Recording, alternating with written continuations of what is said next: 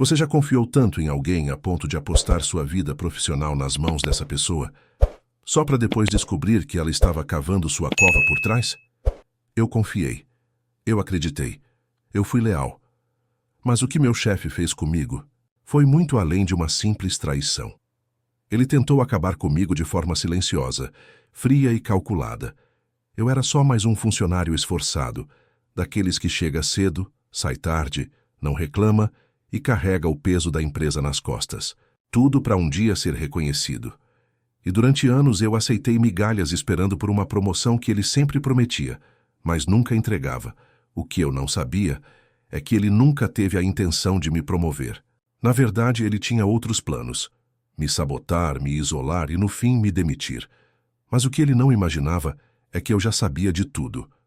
Eu descobri cada movimentação, cada armação, cada mentira que ele espalhava sobre mim nos bastidores.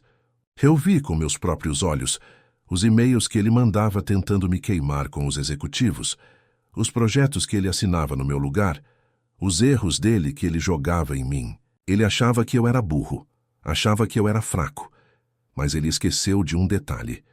Eu tinha memória e um plano, porque enquanto ele achava que estava me enterrando, eu estava crescendo, silenciosamente, e quando ele percebeu, já era tarde. Eu não só me levantei, eu levei a reputação dele junto comigo. Hoje quem me chamou de inútil está quebrado, falido, ignorado pelo mercado. E eu estou aqui para contar essa história e te provar que a melhor vingança é feita em silêncio e com assinatura de contrato. Mas antes de revelar como fiz isso e por que meu chefe acabou implorando para eu ajudá-lo a salvar o que restava da carreira dele, já comenta aqui embaixo de qual cidade você está assistindo esse vídeo, deixa seu like porque essa história é inacreditável. E se inscreve no canal porque o que vem agora vai te fazer repensar em quem você confia no trabalho. Meu nome é César, tenho 38 anos e trabalhei por mais de 12 dentro da mesma empresa. Quando entrei, era um estagiário com o olho brilhando e o coração cheio de vontade. Nunca fui o mais inteligente da sala, mas sempre fui o que mais corria atrás. Eu fazia hora extra sem reclamar, pegava tarefa que ninguém queria, cobria folga de colega e entregava tudo antes do prazo. Acreditei, desde o começo, que o esforço seria recompensado, e tudo indicava que sim. Logo no meu segundo ano, comecei a ser notado. Recebia elogios constantes do meu chefe direto, o Marcelo. Um homem mais velho, cheio de postura, palavras bonitas e aquele tipo de olhar que te faz acreditar que ele realmente está torcendo por você. Marcelo me dizia que eu tinha potencial para ir longe, que era só continuar naquele ritmo que eu logo seria promovido. E foi aí que começou a enganação, porque essas promessas viraram uma espécie de coleira. Toda vez que eu pensava em pedir aumento, ele dizia: "Calma, César, sua hora está chegando." Quando eu cogitava mudar de setor, ele reforçava: "Você é valioso demais para essa equipe, não posso te perder agora." Aos poucos, fui aceitando aquilo como verdade. Só que os anos passaram, e a tal promoção nunca veio. E quando eu perguntava por que outros colegas estavam subindo de cargo, ele dizia que eu ainda precisava desenvolver maturidade. Essa palavra me perseguia. Maturidade. Mas nunca ninguém me explicava o que ela significava. Até que um dia, um gerente que eu mal conhecia me chamou para conversar. Ele me perguntou direto e seco: "Você tem mesmo interesse em crescer aqui? Porque seu chefe falou que você anda desmotivado e que talvez fosse melhor te mover para uma função mais simples." Aquilo me travou. Era como levar uma facada no meio da coluna. Eu, que sempre entreguei tudo com excelência, estava sendo pintado como alguém desmotivado. Quando saí da sala, minhas pernas tremiam. Comecei a observar tudo com outros olhos. E foi ali que a ficha caiu. Marcelo não me via como um aliado, me via como uma ameaça. Ele usava meus resultados para se promover.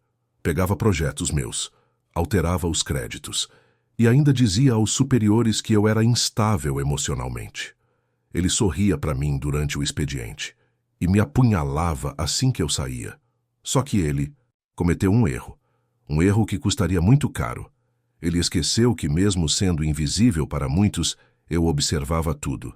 Eu via quem ele puxava, quem ele derrubava e como ele agia quando achava que ninguém estava olhando. E quando ele tentou jogar sobre mim a culpa por um erro milionário, um contrato mal redigido que causou o cancelamento de uma parceria internacional, eu percebi que, se eu não agisse, seria o fim da minha carreira. Foi ali, com meu nome, quase sendo arrastado para o lixo, que tomei a decisão de virar o jogo. Mas antes de seguir, eu precisava ter certeza. Ele já tinha feito isso com outros, e a resposta foi pior do que eu esperava. Conversando com ex-funcionários, descobri um padrão. Marcelo escolhia sempre um favorito para manipular. Sugava o melhor da pessoa, bloqueava promoções, depois criava situações para demitir. Esse alguém como incompetente. Ele repetia isso há anos. Eu fui só mais um até que não fui. Porque, ao contrário dos outros, eu tinha provas. Eu tinha e-mails arquivados, prints de conversas, áudios de reuniões. E mais do que isso, eu tinha contatos no setor jurídico e no financeiro que, discretamente, me davam informações que ele nem imaginava que eu tinha acesso. Eu tinha um dossiê e estava pronto para expor tudo. Mas antes, eu queria algo maior. Eu queria fazer ele cair pela própria arrogância. Eu queria que ele sentisse, um por um, os mesmos degraus desabando sob os pés. E o plano já estava em andamento. Depois de montar meu dossiê, o primeiro passo foi entender o funcionamento interno da empresa de forma ainda mais profunda. Não dava para só expor as falhas do Marcelo.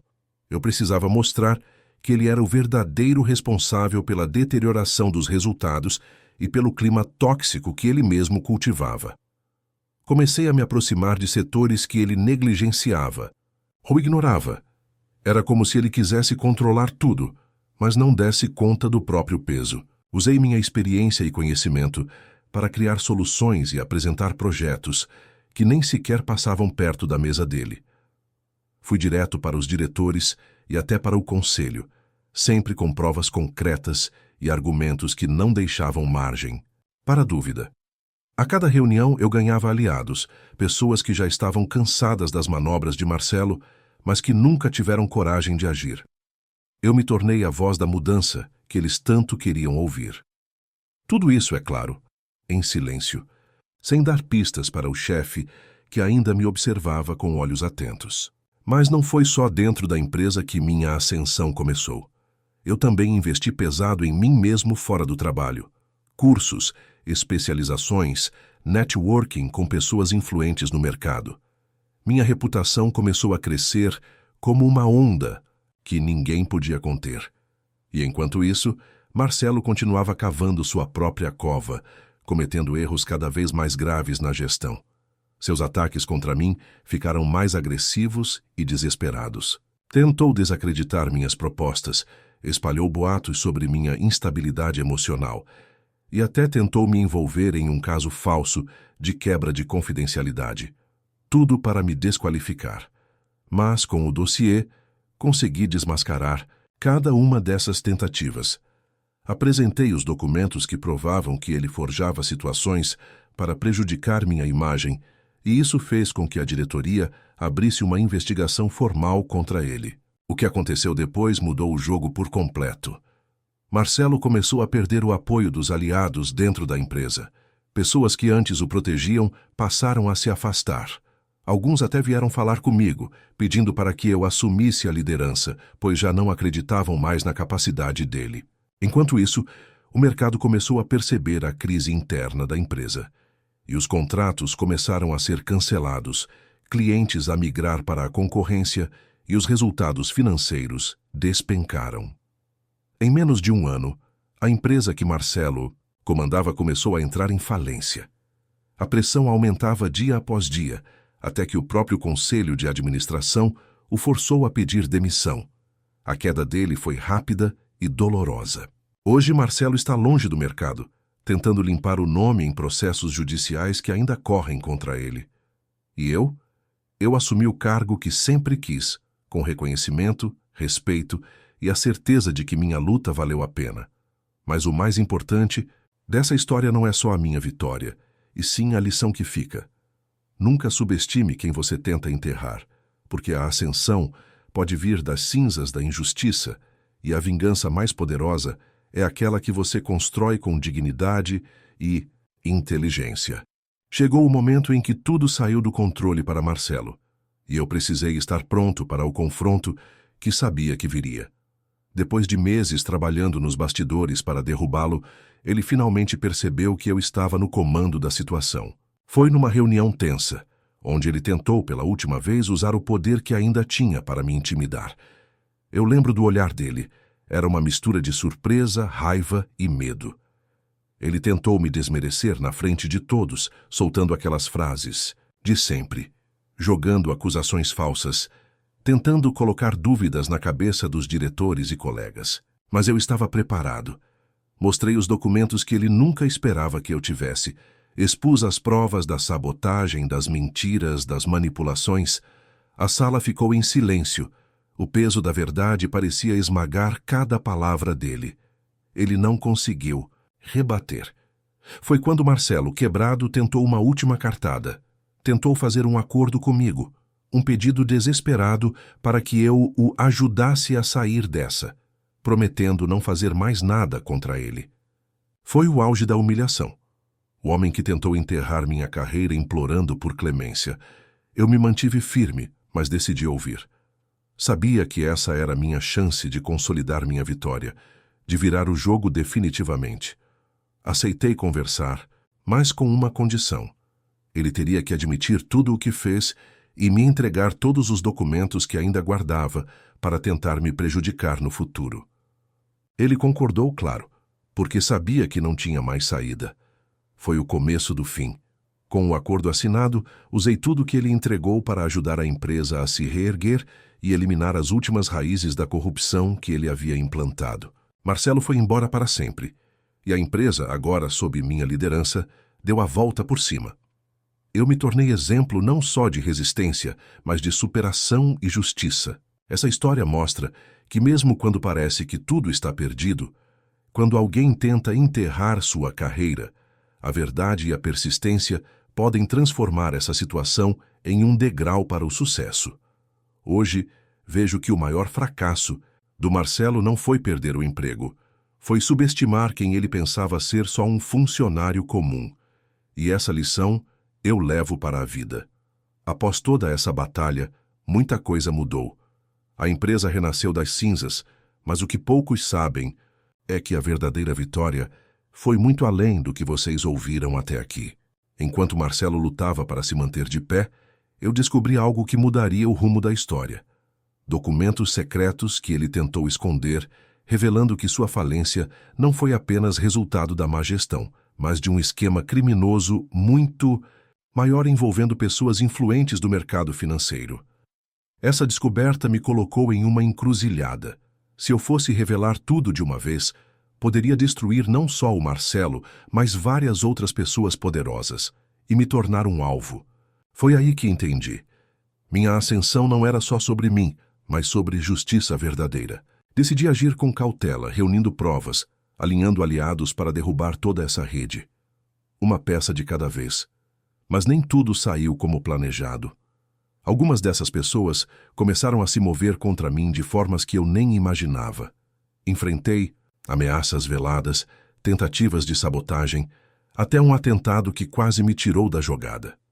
Foi um momento que testou tudo o que eu tinha construído, minha coragem, minha inteligência, minha resiliência. Hoje, continuo na luta, porque descobri que o caminho da justiça é longo e cheio de obstáculos, mas também é o caminho que escolhi, para que ninguém mais tenha que passar pelo que eu passei. E essa história ainda não acabou.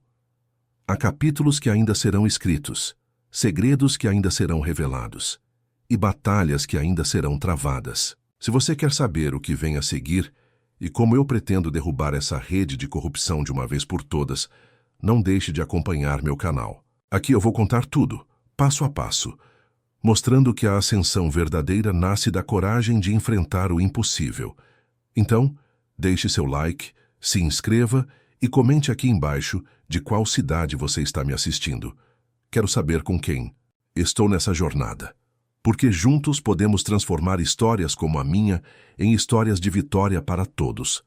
E lembre-se, nunca deixe que ninguém enterre seu sonho. A vida sempre reserva uma chance para quem luta com inteligência e coração.